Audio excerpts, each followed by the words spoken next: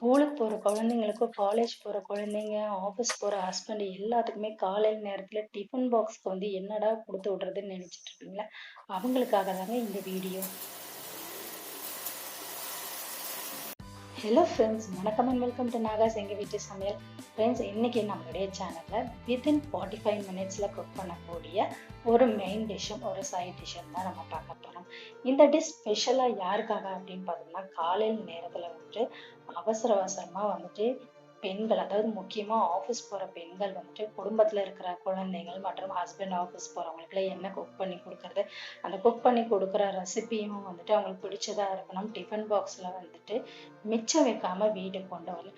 இதையெல்லாம் நம்ம பார்த்து பார்த்து செய்யறக்குள்ளேயே நமக்கு என்னடான்னு இருக்கும். அவங்க அந்த மாதிரி டைம்ல தான் இந்த மாதிரி ரெசிபிஸ் ஈஸியா நம்ம குக் பண்ணி கொடுக்கலாம். ஃபர்ஸ்ட் இன்னைக்கு நம்ம காலிஃப்ளவர் மஞ்சூரியன் செய்ய போறோம். அதுக்கு ஒரு பேன்ல கொஞ்சம் தண்ணி ஊற்றி தண்ணி நல்லா கொதிக்கும் போது கட் பண்ணி வச்சிருக்க சின்ன சின்ன காலிஃப்ளவர்ஸ் எல்லாம் அதுல போட்டுக்கணும். கூட கொஞ்சம் கல்லுப்பு போட்டுக்கோங்க. அது கூடவே கொஞ்சம் மஞ்சத்தூள் போட்டுக்கோங்க. நல்லா ஒரு கொதியில ஒரு 2 கொதி வந்த உடனே நம்ம அதை ஃபில்டர் பண்ணி வச்சுக்கலாம். இந்த மீன் டைம்ல நம்ம கேப்சிகம், அதுக்கப்புறம் ஒரு பெரிய வெங்காயத்தை நல்லா கியூபா நம்ம கட் பண்ணி வச்சுக்கலாம். இப்போ ஒரு பவுல்ல பார்த்துக்கிட்டீங்கன்னா, கார்ன்ஃபிளவர் மாவு 2 ஸ்பூன், மைதா மாவு நான் 1 ஸ்பூன், மிளகாய் தூள் நான் காரத்துக்கு ஏற்ற 2 ஸ்பூன் போட்டிருக்கேன் நானு. நீங்க காஷ்மீரி சில்லி பவுடர் இருந்தா ஆட் பண்ணிக்கலாம். கொஞ்சம் அரிசி மாவும் நான் ஆட் பண்ணியாச்சு. 1 ஸ்பூன் ஆட் பண்ணியிருக்கேன். இது கூட நம்ம பாயில் பண்ணி ஃபில்டர் பண்ணி வச்சிருக்க காலிஃப்ளவரை நம்ம ஆட் பண்ணிக்கலாம். அந்த மாவோட நல்லா பெரட்டிக்கோங்க. மாவு ஒட்டாத பட்சத்துக்கு கொஞ்சம் கொஞ்சமா தண்ணி ஊற்றி அதை நல்லா பெரட்டி ஒரு 20 to 30 மினிட்ஸ் நம்ம அதை ஊற வச்சிடலாம். தண்ணி பார்த்துக்கிட்டிங்கன்னா லைட்டாக கொஞ்சம் கொஞ்சமாக நீங்கள் தெளித்து ஆட் பண்ணிக்கோங்க. இல்லைன்னா அந்த மசாலா ரொம்ப அதிகமாயிரும். ஸோ உங்களுக்கு உதிரி உதிரியாக காலிஃப்ளவர் அப்போ வராது.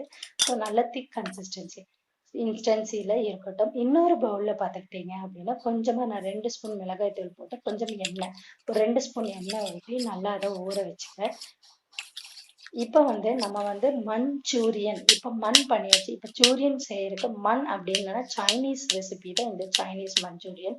அதாவது பார்த்தோம்னா, நம்ம மஞ்சூரியனுங்கிறது அந்த சில்லி நம்ம பொரிச்சு எடுக்கிறோம் இல்லையா, அதுதான் மஞ்சூரியனுங்கிறது அந்த சாஸ் நம்ம ப்ரிப்பேர் பண்றது. இப்போ நம்மளுக்கு ஒரு 20 மினிட்ஸ் பக்கம் ஊறியாச்சு. இப்போ நல்ல காயிற எண்ணெயில நம்ம காலிஃப்ளவர் சின்ன சின்னதா போட்டு நல்லா மொறுன்னு வர அளவுக்கு நம்ம பொரிச்சு எடுத்துக்கணும். காலிஃப்ளவர் ஒன்னோட ஒண்ணு இருந்தாலும் பரவாயில்ல, நம்ம பவுல்ல எடுத்து போட்டு நல்லா அதை பிரிச்சு போட்டுக்கலாம். இந்த மாதிரி கொஞ்சம் கொஞ்சமா போடுங்க. ஏன்னா காலிஃப்ளவர் அந்த அளவுக்கு கிறிஸ்பியா இருந்தாதான் நல்லா இருக்கும். இன்னொரு சின்ன பவுல்ல நான் 2 ஸ்பூன் கார்ன்ஃபிளவர் மாவை போட்டு கொஞ்சம் தண்ணி ஊற்றி அதை கட்டி இல்லாம நல்லா கலந்து வச்சுக்கலாம். இது ஒரு பக்கம் இருக்கட்டும். இப்போ நம்ம கொஞ்சம் கொஞ்சமா 2 தடவை 3 தடவை போட்டு காலிஃப்ளவர் நம்ம பொரிச்சு எடுத்தாச்சு. இப்போ அதே பேன்ல எல்லா எண்ணெயும் நம்ம வேற ஒரு பேன்ல ஊத்திட்டு ஒரு 3 ஸ்பூன் எண்ணெய் மட்டும் ஊத்திக்கலாம். அதுல பூண்டு நம்ம குட்டி குட்டியா நறுக்கி வச்சிருக்கோம் இல்லையா, அந்த பூண்டை நம்ம ஆட் பண்ணிக்கலாம். கூடவே அந்த கியூபா கட் பண்ணி வச்சிருக்க பெரிய வெங்காயத்தை ஆட் பண்ணிக்கலாம். இன்னும் இது கியூபா கட் பண்ணும்போது அந்த மஞ்சூரியன்ல அந்த டேஸ்ட் இருக்கும். இப்போ ரொம்ப வதக்க வேண்டாம். கொஞ்சம் லைட்டா கிரன்ச்சியா இருக்கிற மாதிரி வதக்கிக்கோங்க. கூடவே இப்போ நம்ம கேப்சிகம் கட் பண்ணி வச்சிருக்கோம். அந்த கேப்சிகமும் அதே மாதிரி போட்டு நம்ம வதக்கிக்கலாம். இப்போ வெங்காயத்தாள் எங்க தோட்டத்திலேயே விளைஞ்சது. அதுல நான் ஃப்ரெஷ்ஷா வெங்காயத்தாள் பறிச்சுட்டு அதையும் நான் சின்ன சின்னதா பொடிசா நறுக்கி வச்சுட்டு, இது நம்ம லாஸ்டாக கார்னிஷிங்காக யூஸ் பண்ண போறோம். ஸோ வெங்காயத்தாள் யூஸ் பண்ணும்போது டேஸ்ட் அவ்வளோ நல்லா இருக்கும். இப்போ நான் ஆல்ரெடி அந்த மிளகாய் தூள் எண்ணெயோட கலந்து வச்சிருக்கல, அதை ஆட் பண்ணியாச்சு. சோயா சாஸ் கடைகள்லயே கிடைக்குது. அதையும் இன்னைக்கு ஒரு 2 ஸ்பூன் ஆட் பண்ணியிருக்கேன். அதே மாதிரி ஒரு டொமேட்டோ சாஸ் ஒரு 3 ஸ்பூன் ஆட் பண்ணியிருக்கேன். கொஞ்சமா நம்ம சால்ட் ஆட் பண்ணிக்கலாம். இன்னைக்கு நான் சுகர் ஆட் பண்ண மறந்துட்டேன். நீங்க கொஞ்சமா ஒரு 1/2 ஸ்பூன் சுகர் ஆட் பண்ணிக்கோங்க. இப்போ நான் கார்ன்ஃபிளவர் மாவு அதை தண்ணியில மிக்ஸ் பண்ணி வச்சிருக்கேன் இல்லையா, அதை லம்ஸ் இல்லாம நல்லா கலக்கி அதையும் கொஞ்சம் கொஞ்சமா தண்ணி ஊற்றி கலக்கி அதையும் ஊற்றிக்கோங்க. அப்பதான் அந்த கொழகொழப்பு தன்மை வரும். அப்போ ஹோட்டல்ல எப்படி நம்ம சாப்பிட்றோமோ அதே மாதிரி நம்மளுடைய மஞ்சூரியன் டேஸ்ட் இருக்கும். இப்போ அதை ஊற்றின உடனே கொஞ்சம் நல்லா சீக்கிரம் கெட்டியாயிரும். அந்த டைம்ல இந்த காலிஃப்ளவர் நம்ம பொரிச்சு வச்சிருக்கோம் இல்லையா, அதை எல்லாமே நம்ம இந்த மாதிரி பொரிச்சு எடுத்துக்கலாம். இப்போ வந்துட்டு இந்த காலிஃப்ளவர் மஞ்சூரியன், அதாவது இந்த கோபி மஞ்சூரியன் பார்த்துட்டீங்க அப்படின்னா, நல்ல ஹீட்ல வச்சுட்டு பேனை வந்துட்டு இந்த மாதிரி நம்ம ஸ்ப்ரெஸ் பண்ணும்போது நல்லா வந்துட்டு ட்ரை ஆயிரும். ஸோ வந்துட்டு இது மெயினாக பார்த்துக்கிட்டீங்க அப்படின்னா, இந்த காலிஃப்ளவர் பொரிச்சு வைக்கிறத கூட ஃபர்ஸ்டே பொரிச்சு வச்சிருங்க.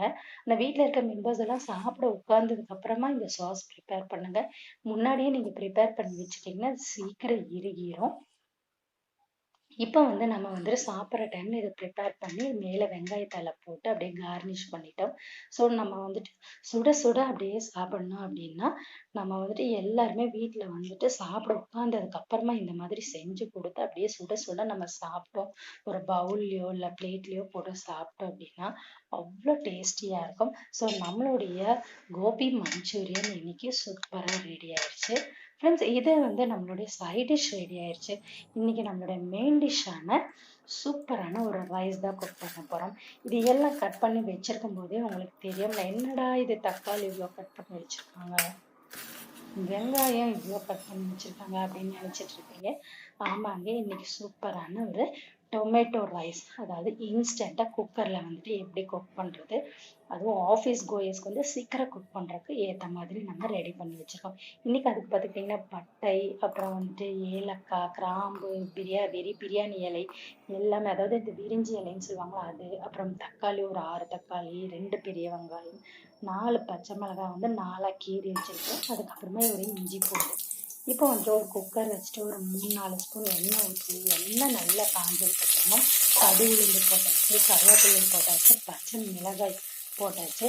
இப்போ நம்ம பிரியாணி பொருள் எடுத்து வச்சிருப்போம் இல்லையா, பட்டை, கிராம்பு, ஏலக்காய், அது எல்லாமே போட்டு எண்ணெயில நல்லா பொன்னிறமாக வதக்கிடணும். இப்போ இந்த பிரியாணி பார்த்துக்கிட்டிங்கன்னா, அதாவது இந்த டொமேட்டோ ரைஸ் பிரியாணி இருக்கு இல்லையா, இது வந்து ஏறக்குறைய நம்ம பிரியாணி டேஸ்டே இருக்கு. ஏன்னா நம்ம பட்டை கிராம்பெல்லாம் போடுறோம்ல, அதனால இப்போ வந்துட்டு கூடவே வந்துட்டு நம்ம நறுக்கி வச்ச பெரிய வெங்காயம் இருக்கும் இல்லையா, அதை நம்ம ஆட் பண்ணிக்கலாம். ஸோ இந்த எண்ணெயிலே நம்ம நல்லா வதக்கிட்டே இருக்கணும். எண்ணெயில நல்லா வதங்கி அந்த வெங்காயம் கலர் சேஞ்ச் ஆக வரைக்கும் சீக்கிரமா நம்ம உப்பு போட்டுட்டோம் அப்படின்னா இன்னும் சீக்கிரமாவே நமக்கு வெங்காயம் குக் ஆயிடும்.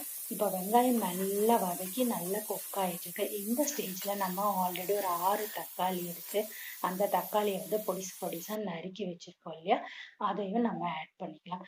தக்காளி வந்துட்டு ஒரு சிலர் வந்துட்டு மிக்சியில அரைச்சு சேர்த்துவாங்க, அது வந்துட்டு வேற மாதிரி டேஸ்ட் இருக்கும், இது வேற டேஸ்ட் இருக்கும். ஸோ இந்த மாதிரி குக் பண்ணி பாருங்க, ரொம்பவே சூப்பரா இருக்கும். இப்போ தக்காளி எல்லாம் நல்லா வெந்துட்டு இருக்கு. ஸோ வந்து ஒரு மீடியம் ஃப்ளேம்ல வச்சு நல்லா வேக விடுங்க. இந்த டைம்ல நான் இன்னைக்கு பாருங்க எவ்வளோ இஞ்சி பூண்டு பேஸ்ட் ஆட் பண்ணிருக்கேன் அப்படின்ட்டு. நிறைய இஞ்சி பூண்டு போட்டீங்க அப்படின்னா இன்னமும் டேஸ்ட் வந்துட்டு சூப்பராக இருக்கும். ஸோ இந்த தக்காளி எல்லாமே அப்படியே 1-2 இருக்கிறதெல்லாம் நல்லா வதங்கி நல்லா மசிஞ்சு வரணும். கொஞ்சம் நம்ம மஞ்சத்தூள் போட்டுக்கலாம். இந்த டொமேட்டோ ரைஸ் பார்த்துக்கிட்டிங்கன்னா நல்ல ஒரு எல்லோயிஷ் கலர்ல சாப்பிடவே அவ்வளோ நல்ல மணத்தோட சூப்பரா இருக்கும். இப்ப பாருங்க, நம்மளோட தக்காளி எல்லாமே நல்லா மசிஞ்சு நல்லா வதங்கிருச்சு. இப்போ நம்ம காரத்துக்கு வந்து கொஞ்சமா மிளகாய்த்தூள், அதாவது நான் இன்னைக்கு 1 ஸ்பூன் ஆட் பண்ணியிருக்கேன். இப்போ இந்த பச்சை மிளகாயோட டேஸ்ட்டும் மிளகாயோட டேஸ்ட்டும் ரெண்டுமே சேர்ந்து நல்லா மசிஞ்சு நல்ல ஒரு ஃப்ளேவர் வரும். நல்லா மசிஞ்சிருச்சு. இந்த ஸ்டேஜ்ல பார்த்துக்கிட்டிங்களா, நம்ம அரிசி வந்துட்டு இன்னைக்கு 3 டம்ளர் எடுத்திருக்கோம். நார்மலா வந்துட்டு நம்ம அரிசி 1 டம்ளர் அப்படின்னா தண்ணி 3 டம்ளர் வைப்போம்.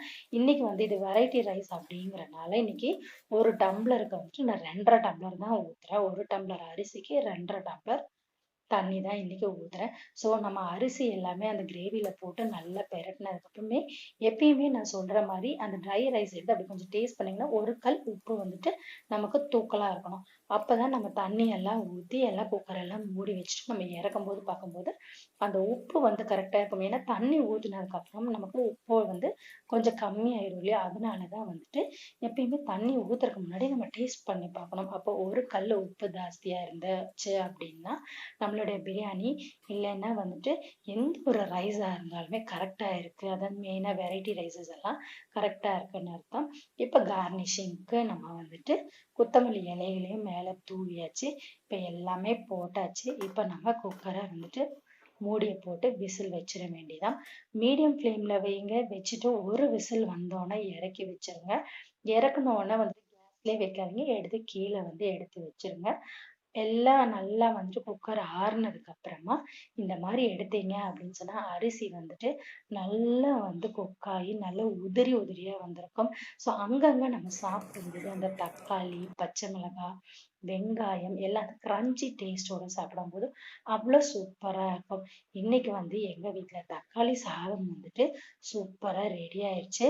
கூடவே நான் வந்துட்டு இன்னைக்கு கொத்தவரங்காய் பொரியல் செஞ்சிருந்தேன். அப்புறம் தக்காளி தொக்கு செஞ்சிருந்தேன்.